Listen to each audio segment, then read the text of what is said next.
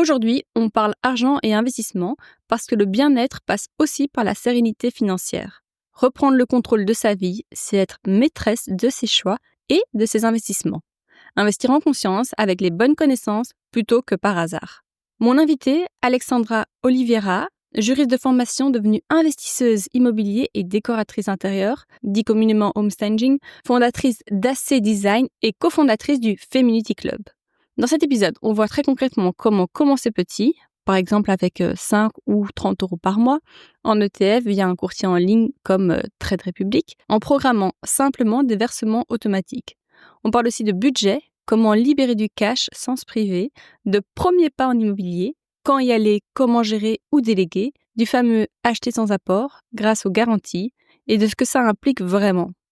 On aborde aussi la transmission pour les enfants, nue propriété, usufruit, indivision ou non, le choix de sa stratégie selon son profil émotionnel et les erreurs classiques à éviter. Si le sujet te parle, pense à t'abonner, à laisser 5 étoiles et à partager cet épisode à une amie. Ça aide vraiment Audace à grandir. À titre de rappel, cet échange est seulement éducatif et il ne constitue pas un conseil financier personnalisé. Bonjour Alexandra. Salut Chloé. Merci de m'accorder un peu de temps ce matin pour parler d'une thématique. Franchement, j'ai posté sur les réseaux sociaux hier, sur les réseaux d'Audace, donc audace.podcast, Audace avec un O, vous pouvez aller suivre, pour récolter un peu les questions des auditrices. Et franchement, c'est une thématique qui a vraiment suscité beaucoup de questions, à juste titre, parce qu'on va parler investissement. Ouais, trop bien. J'ai hâte. Merci de m'accueillir. Avec plaisir, avec plaisir. C'est vraiment une thématique qui, je trouve, qui est importante. Et c'est vrai que j'en parle beaucoup avec des couples d'amis, du côté financier en couple. Donc, c'est vraiment une thématique qui, je trouve, mérite qu'on s'y attarde. Bon, ici, on va parler investissement et tu vas un peu nous décrire les styles d'investissement. Mais avant toute chose, Alexandra, est-ce que je peux te demander de te présenter, s'il te plaît? Ouais. Donc moi, je m'appelle Alexandra. J'ai 30 ans, depuis depuis 15 jours. J'ai Bon passé un cap. anniversaire. Merci. Tu m'as dit en off que ça faisait petit quelque chose quand même. Ouais, ça fait quand même quelque chose. Tu passes un niveau, alors que la veille, tu t'en soucies pas, quoi. Juste le lendemain, tu te dis, merde, tu as 30 ans, quoi.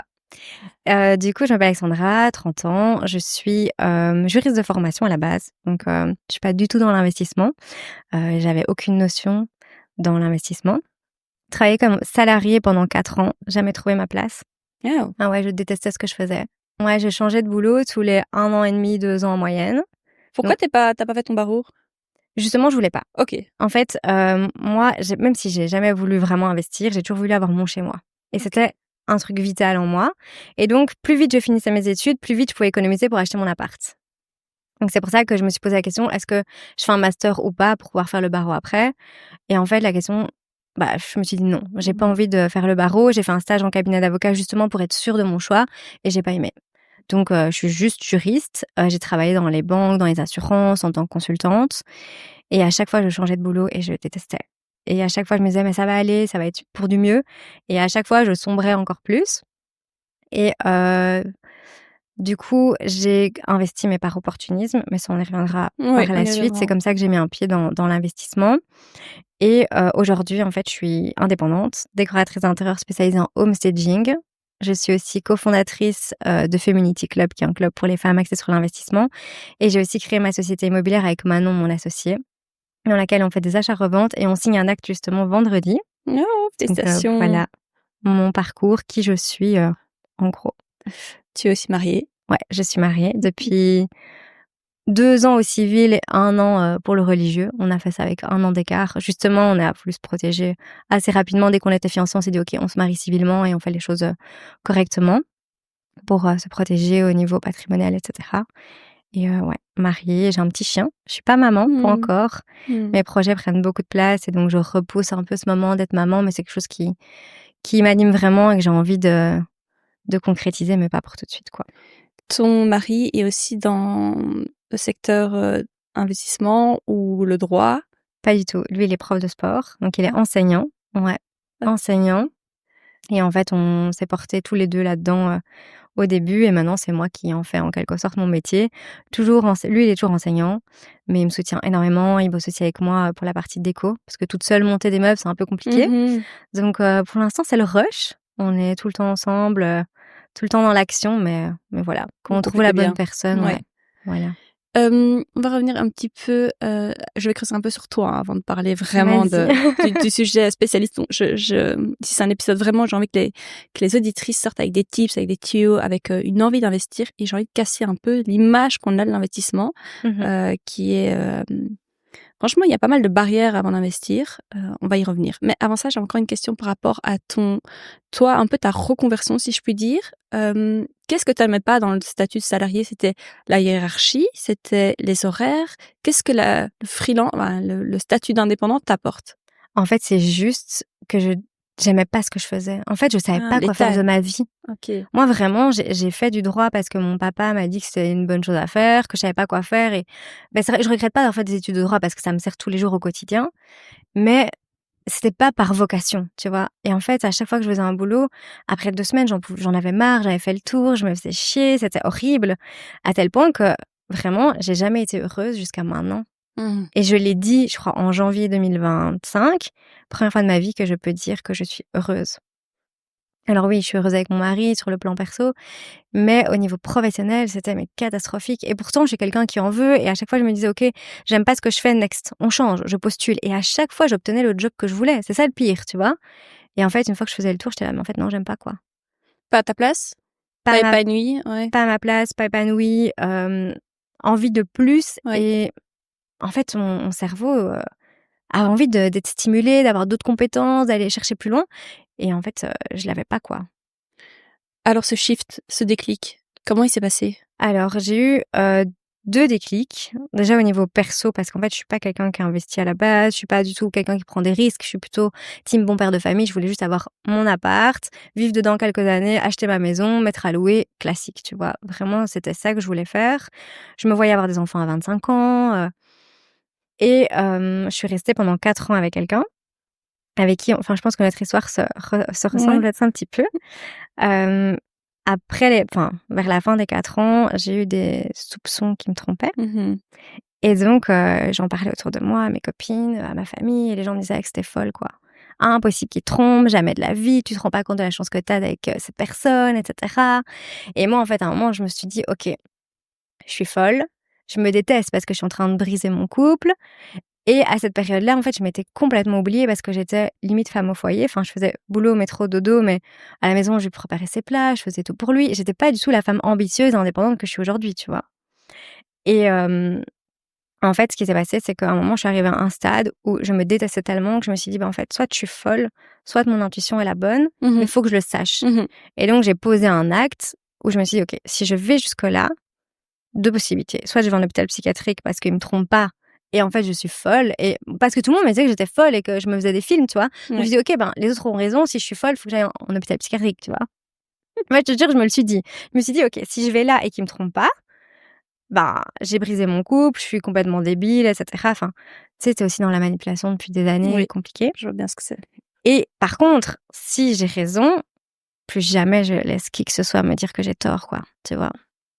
C'est avéré que j'avais raison. Comment t'as découvert? Hem, OK, c'est pas grave, je vais le dire. Tu dois pas, hein. Franchement, je veux pas Non, pousser, je la vais le confidence. dire. C'est pas grave, au pire, les gens diront que je suis folle, mais c'est pas grave, j'assume. Ou T'inquiète. super Franchement, smart, tu vois? honnêtement, je suis désolée et j'ai beaucoup de copines. Moi, je trouve qu'il y a pas de fumée sans feu. Tu as un soupçon, tu as un gut feeling, il s'avère souvent Ouais, vrai et je l'ai vérifié. souvent. Enfin, à titre personnel, s'il y a un truc louche, souvent il y a un truc. Ouais. Dans la Mais vie. ça faisait un moment que je m'en doutais. Enfin, je savais qu'avec cette fille, il y avait un truc, il me On le disait que sent, hein, non, franchement, allez. enfin voilà, on le Ouais, sent, mais il me disait que non. ouais. Et au tout début où j'ai commencé à criser en disant: «Je suis sûre que tu me trompes», en fait, il a tout remis sur mon dos en disant: «Mais Bien tu sûr. folle, tu en train de briser notre couple, tu te rends pas compte, nanana». Et un jour, il m'a dit: «J'en peux plus, je vais à l'hôtel». Genre Mmh. juste, je vais à l'hôtel et je veux être seule. Moi. Tu vas à l'hôtel seul. Le pire, c'est que c'était le jour de mon anniversaire, hein. Il voulait pas fêter mon anniversaire avec moi. Il m'a dit: «J'en peux plus, je vais à l'hôtel». Il avait dit à tout le monde qu'on était séparés alors qu'on vivait encore ensemble. Enfin, voilà. Il me dit: «On dira aux autres qu'on est de nouveau ensemble quand tu iras mieux, quoi, tu Ouais, vois? Que tu ouais. arrêteras avec tes crises». Et donc de nouveau, ça a duré. Donc ça, c'était en août, du coup, le jour de mon anniversaire. Et quelques mois plus tard, bah, c'est moi qui faisais sa comptabilité. Et en fait, je lui ai dit, «Ah, mais tu te souviens, tel jour, tu avais été à l'hôtel, il me faut les preuves pour que je puisse mettre dans ta compta». Il me dit: «Mais de quoi tu parles?» Je dis: «Mais mec, tu m'as dit toi-même que tu allais à l'hôtel». Il m'a dit lequel en plus, tu vois? Ça le pire. Et au début, il me dit: «Non, tu racontes n'importe quoi». Je dis: «Bah si». Ah oui, si, mais j'ai payé en cash. Ouais, je me dis, impossible que tu payé en cash. On est en 2020, tu payes pas en cash. Je prends son PC pour checker ses mails, parce que du coup, c'est moi qui fais sa compta. Je vois aucun mail. Je me dis, c'est pas normal. Tu dois avoir un mail de mail, réservation, un tu booking, vois, quoi. un booking. Ouais. Et en fait, je me dis, ok, je vais appeler l'hôtel. Ouais, bah oui. Et en fait, le lendemain, j'appelle l'hôtel. Mais je me suis dit, si je dis, je suis la compagne de, et je veux savoir, les gens vont jamais me le dire. Enfin, tu vois, secret professionnel en quelque sorte. Ouais. Du coup, je sais pas comment mon cerveau a switché. J'ai dit, voilà, je suis la secrétaire de monsieur Untel. Il m'a dit qu'il avait été à l'hôtel, mais je ne retrouve pas le montant dans les extraits de compte. Vous pouvez juste me donner le montant. Comme ça, je vérifie. Parce que je me dis, si je dis le montant, ils vont me dire chambre pour 2 personnes, etc. Et ça. Et là, ils me disent, on trouve rien à ce nom-là. J'ai dit, ok. Et au nom de, et je donne le nom de la nana. Et ils me disent, oui, une nuit pour 2 personnes. Ouais. Et le pire, c'est qu'après ça, il m'a traité de folle parce que j'avais appelé l'hôtel. Et il m'a dit, mais c'est juste elle qui a payé parce que j'avais plus d'argent sur ma carte. Elle est pas venue avec moi. Je me dis, tu me prends pour une conne ou quoi? Ouais, mais ils vont loin. Franchement, ils vont loin. Et donc, là, ça a été vraiment le premier déclic où je me suis dit, ok, plus jamais Ouais. je laisse qui que ce soit me dire que mon intuition n'est pas la bonne. Parce que même mon papa m'avait dit, Alexandra, non, il te trompe pas. Enfin, ma maman, des personnes de mon entourage où vraiment, moi, tu vrilles, tu vois. Et là, ça a été le déclic. J'ai pris mes affaires, je me suis barrée. J'ai été chez une de mes meilleures amies. J'ai eu la chance à ce moment-là d'être bien entourée. Elle m'a hébergée pendant plusieurs mois gratuitement. J'ai mis de côté et en fait, je me suis mis en tête que j'allais acheter mon appart. C'est à ce moment-là où je me suis dit, je vais acheter mon appart et plus jamais, en fait, on me mettra dehors parce qu'en fait, je vivais chez lui aussi, quoi. Oui, Tu pareil. vois, je vivais chez lui, bon, je payais un loyer et tout, Bien mais sûr, évidemment. Moi, je remboursais son emprunt. Tu vois. moi, là, non, mais l'empreinte sa mère. Ouais. Mais bon, Ouais, du ouais. coup, C'est et là, je MC, me suis dit, hors de question qu'on me foute un jour dehors. Donc, j'ai économisé pendant quelques mois. J'ai visité. Toutes mes offres sont pas passées. J'ai eu aucune offre validée. Et en fait, donc ça, c'était en octobre quand je me suis séparée. En janvier, ah oui, et mon père aussi qui m'a dit: «Alexandra, tu viens de te séparer, tu vas pas acheter un appart». Mmh. Je dis: «Si papa, je vais acheter un appart et tu verras, je vais l'acheter, quoi».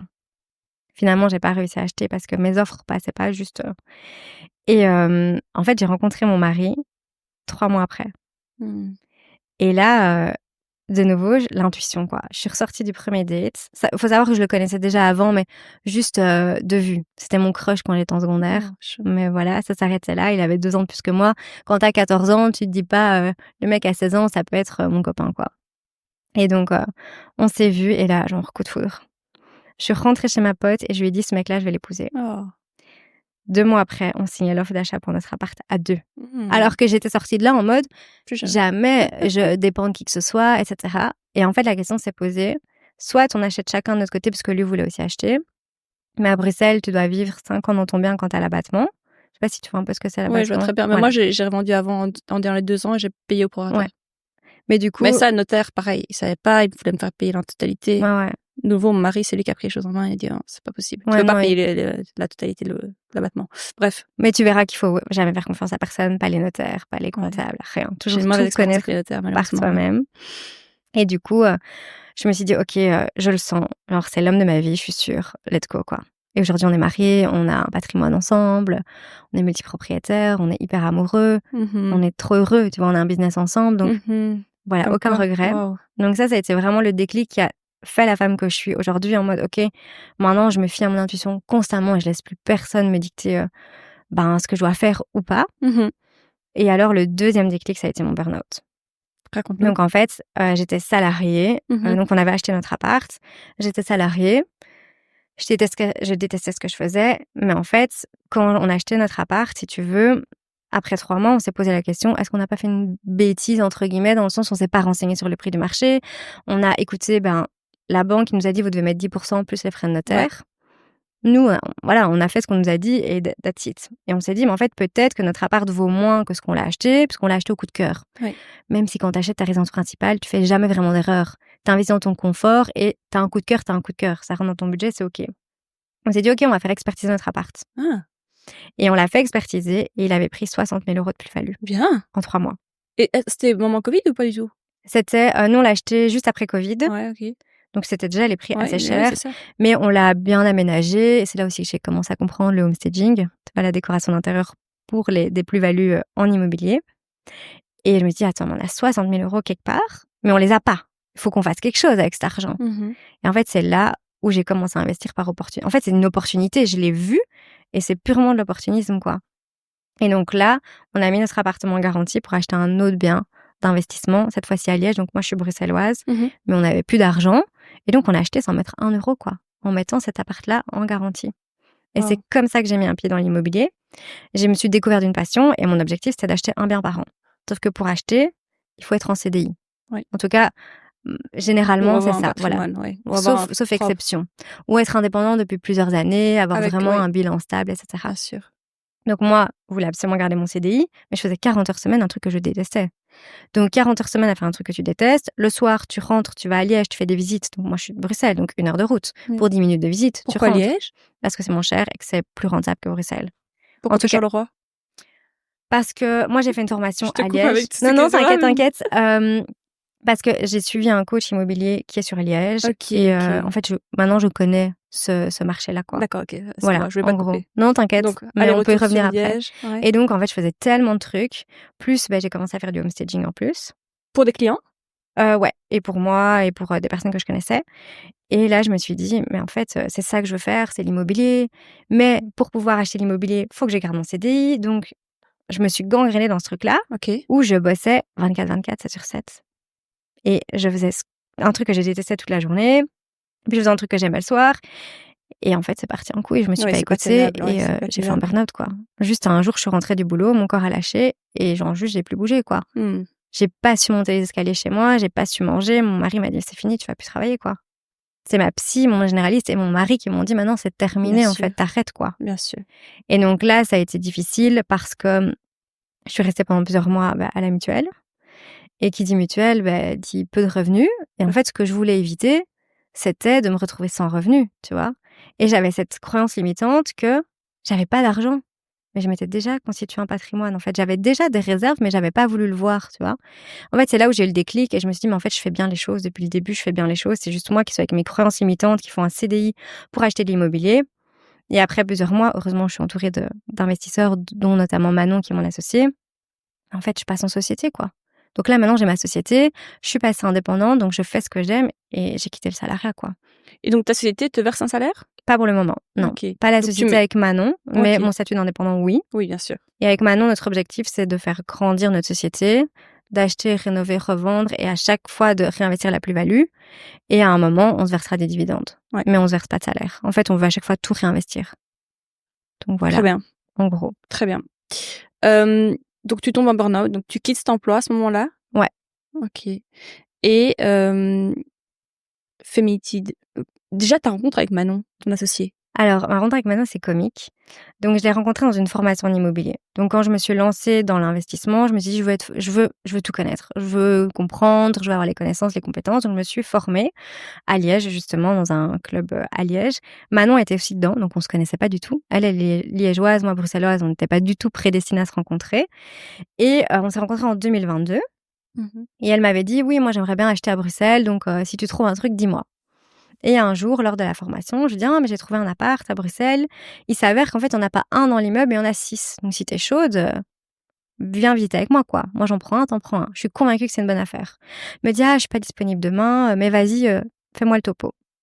Le lendemain, je vais visiter. Je lui fais des vidéos.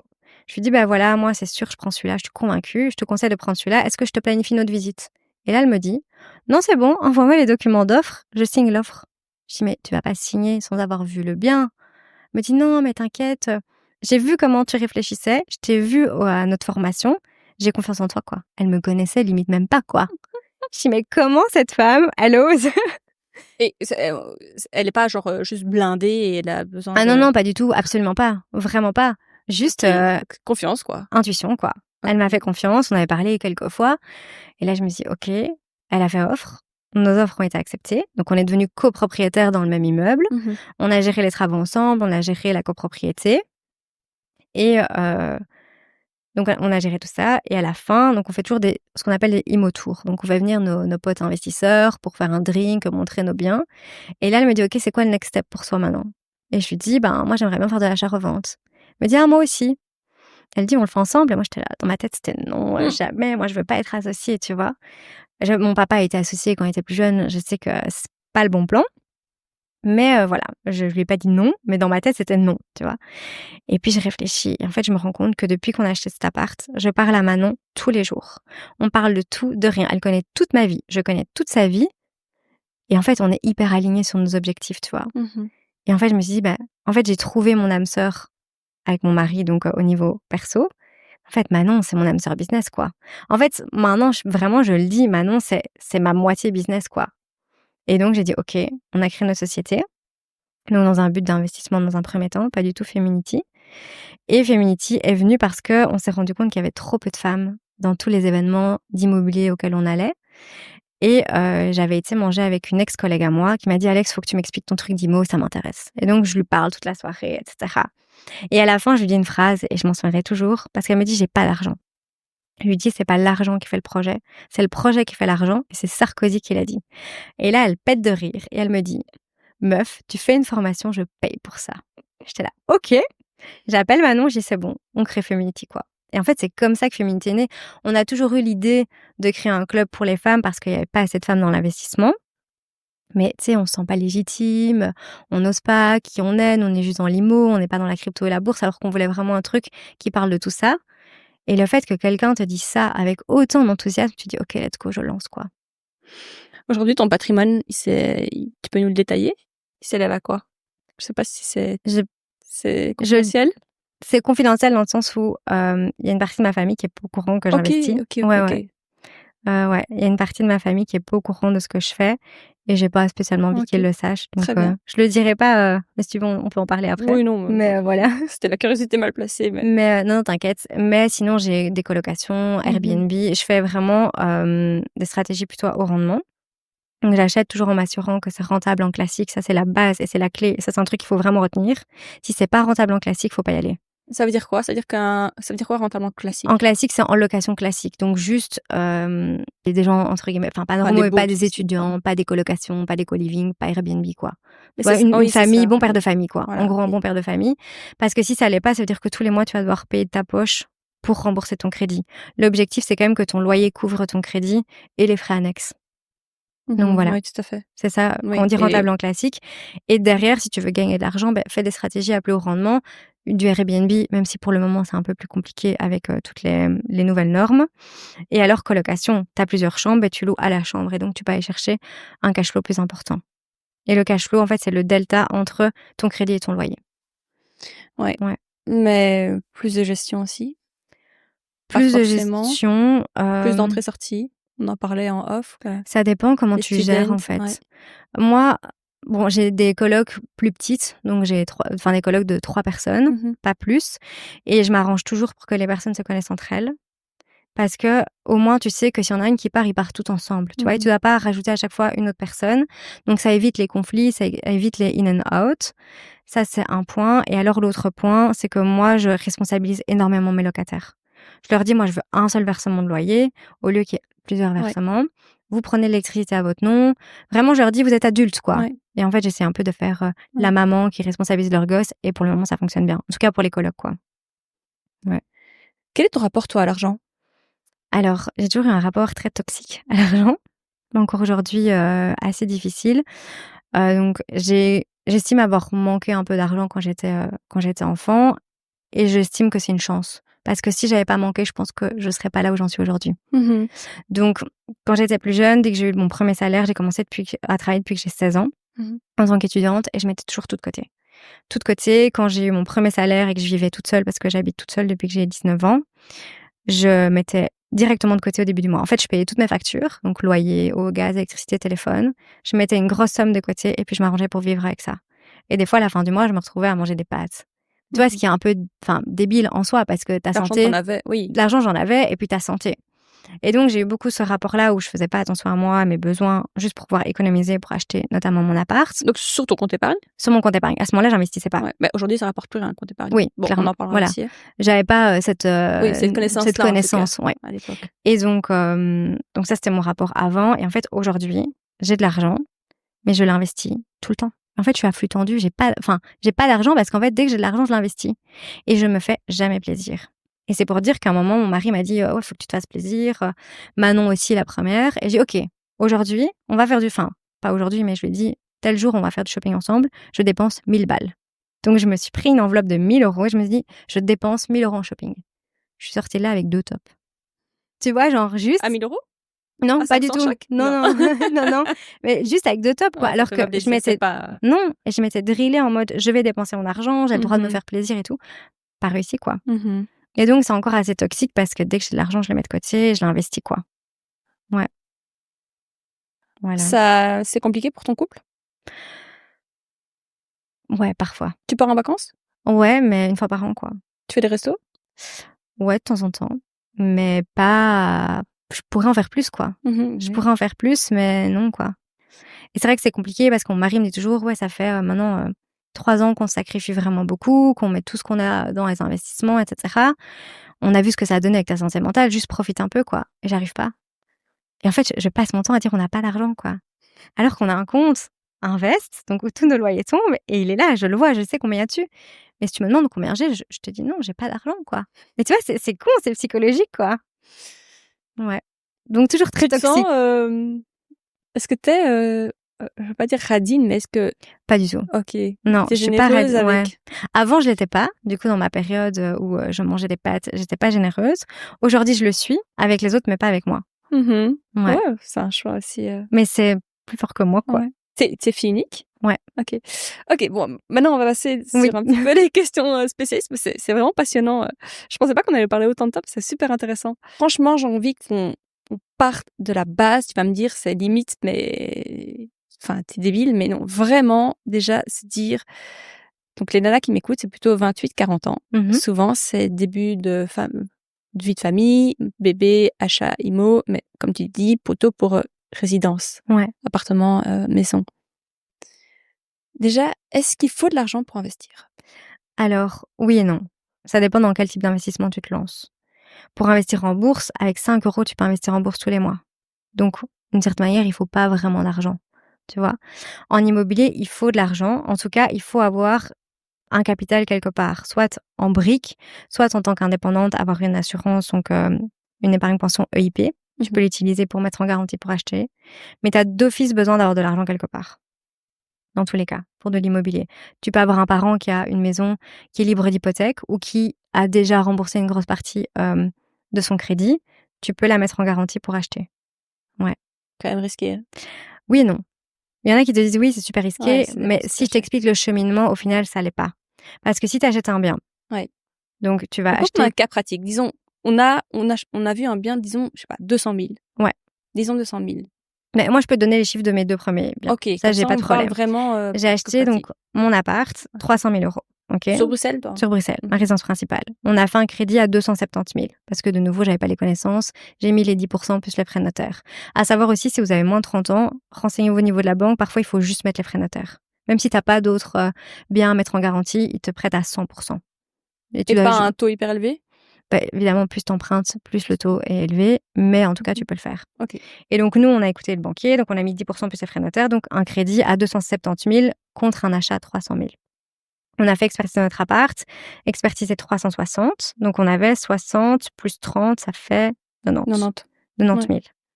Et en fait, les 90 000 €, on les a utilisés pour acheter un autre appart. Et l'autre appart, si je me souviens des chiffres, c'était 135 000 € sur Liège. Hein. Ok, pour que tu situes, Liège, c'est beaucoup moins cher. Donc, un appart 2 chambres qu'on a transformé en 3 chambres par après, 135 000 €. Et on a mis 0 € de notre poche. Pourquoi? Parce que normalement, tu dois apporter 20% plus frais de notaire. Donc, 20% quand c'est un bien d'investissement, c'est 20% plus frais de notaire. Au total, ça revenait à... Je sais que j'ai un crédit de 170 000 € sur ce bien-là. Et j'ai mis les 90 000 € en garantie, de sorte à ce que j'ai pas dû mettre d'argent. En fait, les 20% plus les frais de notaire, ils les ont pris en garantie. Ok, ouais, donc si voilà. tu fais ouais, il y a moyen de... Il y a moyen. Le premier, dans l'immobilier, en tout cas dans l'investissement immobilier, il faut un petit peu de fonds propres. Oui. Au début, ouais. Sauf si de nouveau, tu as quelqu'un qui veut bien mettre en garantie une maison. Et du coup, pour expliquer le fait que c'est pas risqué, c'est que si j'arrive pas à payer mon crédit pour le deuxième bien, la banque va venir toquer à ma porte. Alexandra, tu payes pas ton crédit, il faut que tu le payes. Première chose qu'ils vont faire, saisie sur salaire. Si avec la saisie sur salaire, ils n'arrivent pas, ça dure des mois, hein, ça, ils vont te demander de vendre ton bien. Si tu le vends pas, ils vont faire une vente forcée. Et donc, ils vont le vendre au minimum pour pouvoir récupérer leur bien. Si seulement le bien qu'ils ont vendu, donc le deuxième bien, ne rembourse pas le montant du crédit, Ils vont là, ils vont aller Ouais. chez tes parents, toc toc, ou chez nous ici de nouveau, saisir salaire de nouveau. Et ensuite, ils vont dire, il va falloir payer. Donc, soit vous vendez vous, soit on vend nous. Et en fait, du coup, à la limite, s'ils vendent eux, ils vont vendre l'appartement, mais ils vont prendre que ce qu'ils ont besoin, le reste, ils vont te le rembourser. Ce que je veux dire par là, c'est qu'à un moment, tu as un minimum d'intelligence que pour te dire, j'arrive pas à payer mon crédit. Je vais demander de l'argent à prêter à quelqu'un pour m'aider à rembourser mon crédit. Ou alors, je vais directement vendre moi-même le bien. Parce que si tu le vends toi-même, tu en tires déjà beaucoup plus que si eux le font en vente forcée. Bien sûr. Donc, le chemin, il est long et ça dure quand même un moment avant qu'ils aillent saisir le deuxième bien, tu vois, et qu'ils le vendent. Tout à fait. Voilà. Tout à fait. Voilà, pour te rassurer. Ouais, mais c'est vrai que, et on en parlait en off, et la gestion immobilière, je trouve que c'est pas forcément pour tout le monde. Donc, Non. j'entends que ça peut être super intéressant d'investir dans la brique. Sans doute, peut-être à long terme, je sais pas si c'est le plus rentable de nos jours. C'est le plus safe. Oui, c'est le plus safe. C'est le plus safe. Ouais. Mais c'est pas pour tout le monde la gestion. Donc, qu'est-ce que tu recommanderais si c'est pas de l'investissement ou de la gestion immobilière? Quels autres investissements, épargne on peut faire? Je vais te parler justement d'une nana de Feminity. Donc, on a lancé la première édition. Ouais. Il y a une fille qui avait un bien immobilier qu'on connaissait déjà avant Feminity. Et elle angoissait à chaque fois qu'elle avait un message de son locataire. Moi aussi. Vraiment, elle en pleurait, elle m'appelait en pleurs, elle dit Alex, je sais pas quoi faire. Pourtant, c'était entre guillemets simple. Je veux dire, je dis ça très platement, mais en fait, c'est quand l'émotionnel prend le lead. En fait, gérer, c'est facile. Ouais, c'est le gérer toi émotionnellement, tu vois. Et c'est pas pour tout le monde. Moi, par exemple, la crypto, je sais pas le gérer émotionnellement. La volatilité, non, moi, je sais pas. Ok. Voilà. Et donc, moi, j'ai besoin de tangible, d'avoir le contrôle. Tu vois, moi, le locataire me fait chier. Je lui fais une mise en demeure, j'ai des actions et ça me panique pas, tu vois. Par contre, quand je vois mon argent s'écrouler, là, ça me panique, tu vois, c'est différent. Et donc, elle, vraiment, c'était compliqué pour elle. Et à un moment, on a eu une discussion et je lui ai fait, écoute, je pense sincèrement que l'immobilier, c'est pas fait pour toi. Et c'est OK. Vends et investis en bourse, quoi. Et elle a mis son appart en vente et elle m'a dit, c'est le meilleur conseil que tu aies pu me donner, quoi. C'était pas fait pour moi. Parce que, oui, elle a du mal à gérer émotionnellement et du coup, elle place ses billes ailleurs, quoi. Donc, soit on investit en bourse, que je trouve qui est encore assez safe, notamment dans les ETF, si tu veux pas investir en immobilier.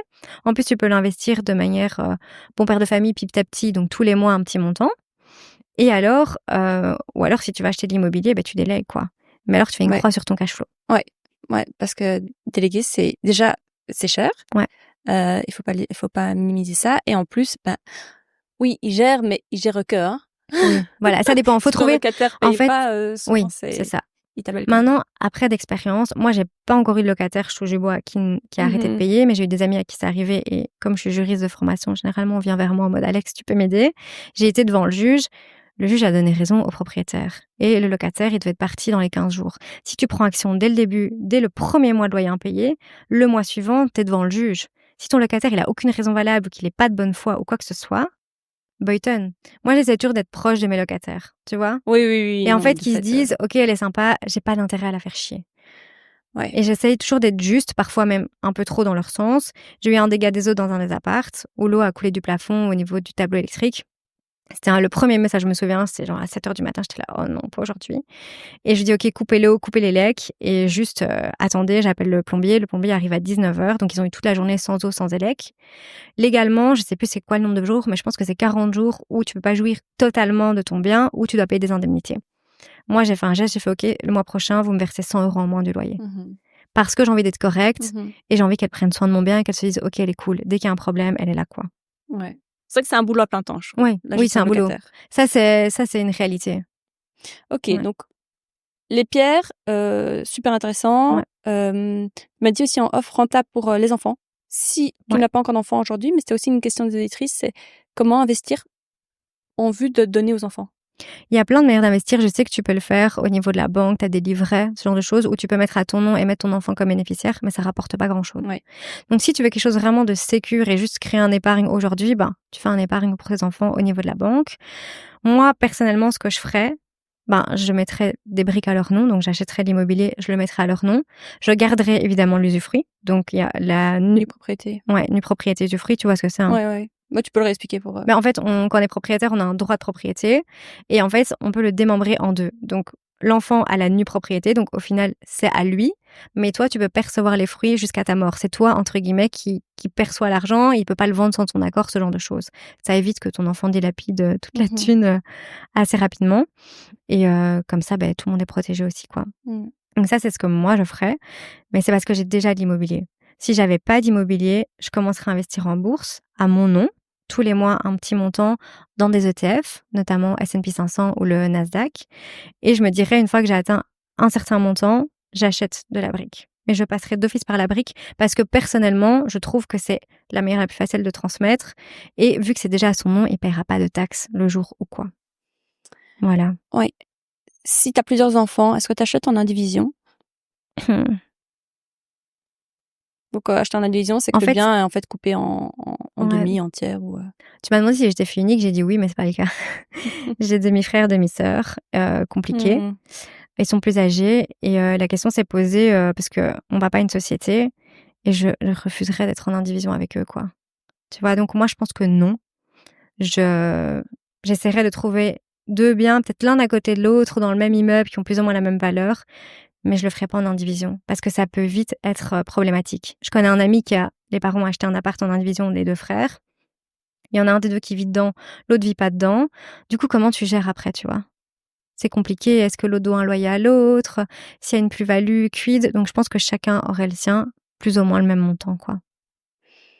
Ok, aujourd'hui, prenons une femme lambda qui a des enfants, qui a un mari. Elle se dit, ok, moi j'ai envie d'investir 5 euros, 10 euros, 30 euros. Comment ça se passe? Quelle action je peux mener dès aujourd'hui, tu vois?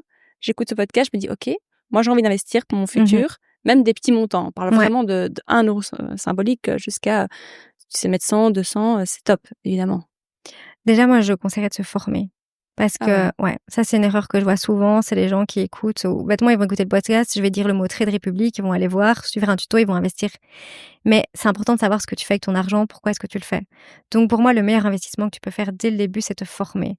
Et j'entends beaucoup de gens me dire, ouais, mais les formations, c'est super cher, etc. Moi, j'ai regretté aucune formation que j'ai faite.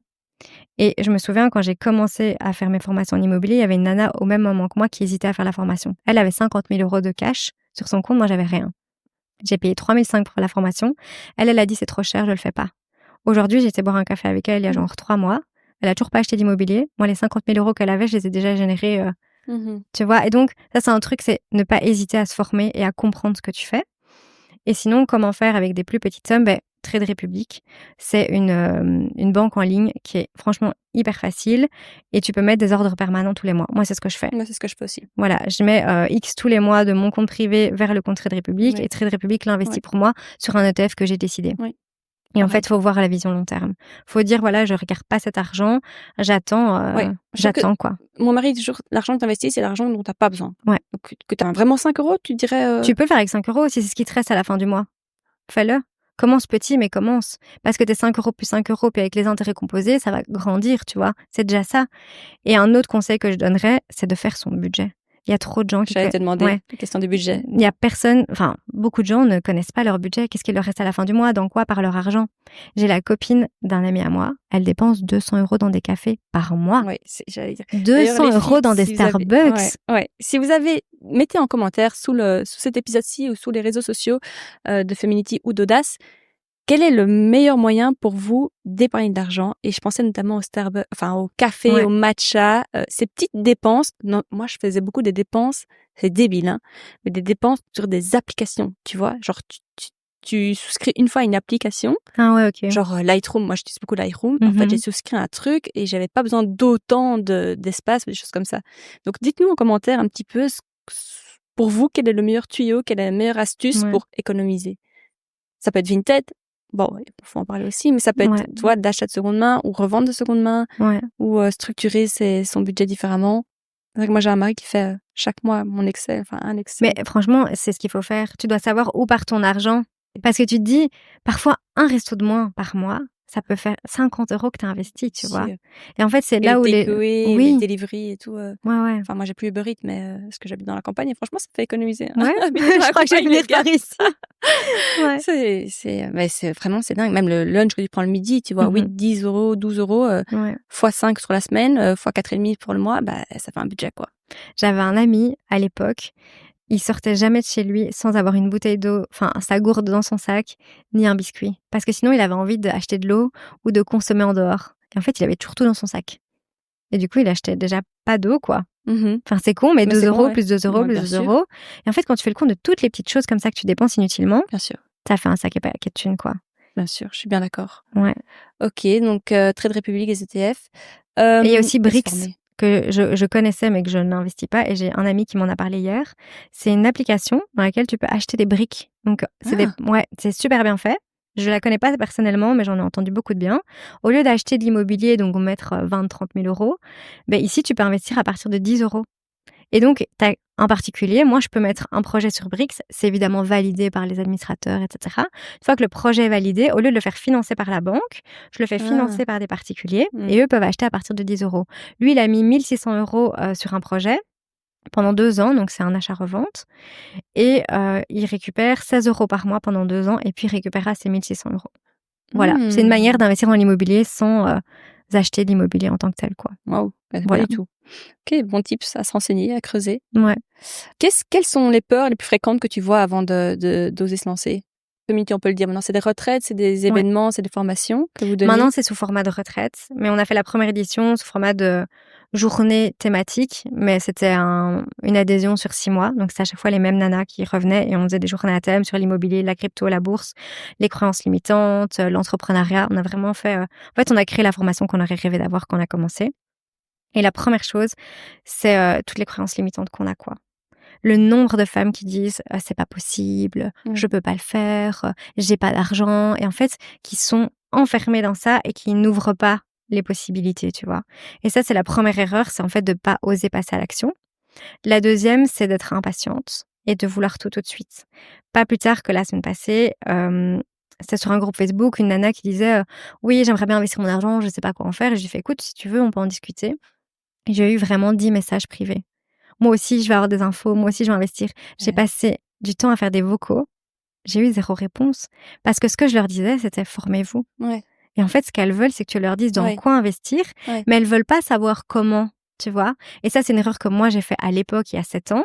J'avais une copine qui m'a dit, il faut trop que tu investisses en bourse, il faut que tu investisses sur telle action, Ouais. etc. Ouais. J'ai investi 500 euros là-dedans. J'ai tout perdu. Pourquoi? Je me suis pas renseignée sur comment fonctionnait la plateforme. Elle m'a montré comment mettre mon argent, mais elle m'a pas montré comment le sortir. Et j'ai écouté quelqu'un sur investir dans telle action au lieu de me renseigner par moi-même et de me dire ok, j'y crois ou pas, tu vois. Et ça, c'est aussi des erreurs que les gens font. C'est ok, lui il dit qu'il faut investir dans le Bitcoin et on se renseigne pas sur le cours du Bitcoin à ce moment-là et on investit, tu vois, parce que tout le monde dit que il faut investir là-dedans.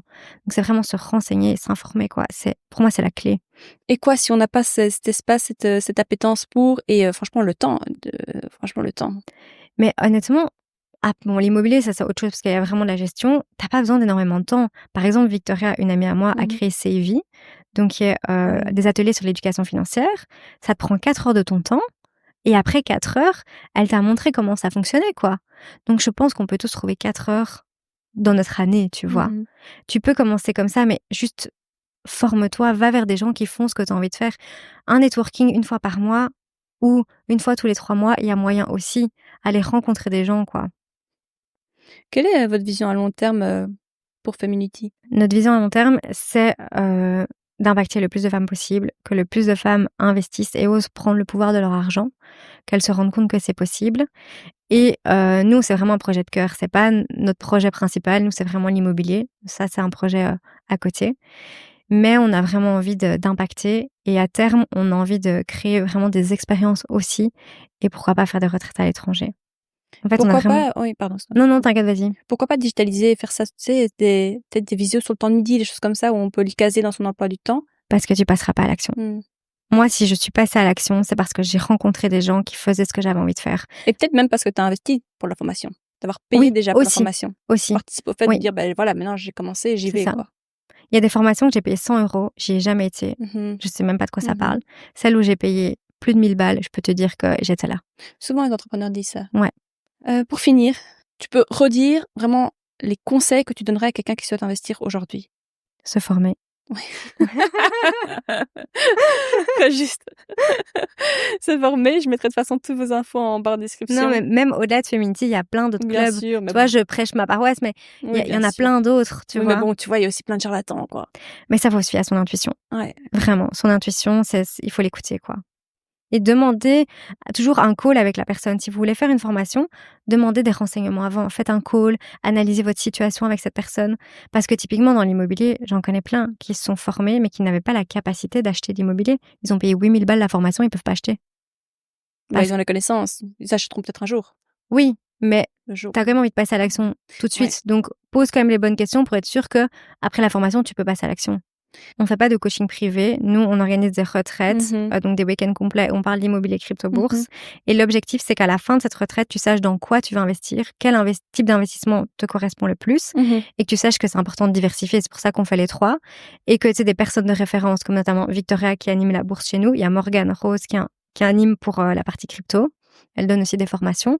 Et en fait, c'est que tu sors de là, ok, j'ai les clés, je sais dans quoi je peux investir, et avec le budget que j'ai, où est-ce que je peux le mettre, quoi. C'est plus malin de le mettre, ouais. Ouais. Vous trouvez Feminity aujourd'hui? Vous Sur êtes Instagram sur Insta principalement. Ouais. et LinkedIn? Pas encore. Vous trouvez? Ouais, on va le lancer. On attend juste notre branding soit vraiment fini pour pouvoir tout mettre en place, mais principalement Instagram, ouais. Il y a un mot de la fin que tu voudrais dire? Oser. Ouais, non, vraiment. Il faut oser prendre le contrôle de votre vie, en fait. Personne ne va le faire à votre place. C'est pas le gouvernement qui va vous faire votre retraite. Il faut le faire vous-même, même pour vos enfants, quoi. Qu'est-ce que vous avez envie de leur transmettre? Et soyez indépendante financièrement. Ne pas dépendre de quelqu'un d'autre. Ne pas dépendre de son mari, parce que même si on est sûr qu'on va faire sa vie avec lui, demain il décède, tu fais quoi? Tu vois, demain il se casse les 2 bras, les 2 jambes, il est plus capable d'aller travailler, tu fais quoi? Et ça, c'est important, c'est prendre le contrôle et prendre le contrôle de son destin, quoi. Écoute, merci beaucoup Alexandra. Voilà. C'est vraiment passionnant. Merci. Merci à toi. Merci pour ton temps. Avec plaisir. Merci d'avoir écouté cette conversation avec Alexandra. Si ça t'a aidé, pense à t'abonner, noter 5 étoiles et laisser un avis. Chaque message compte pour faire vivre et grandir Audace. Les notes et les ressources sont en description de cet épisode. On se retrouve la semaine prochaine pour un nouvel épisode. D'ici là, prends soin de toi et de tes finances. À bientôt!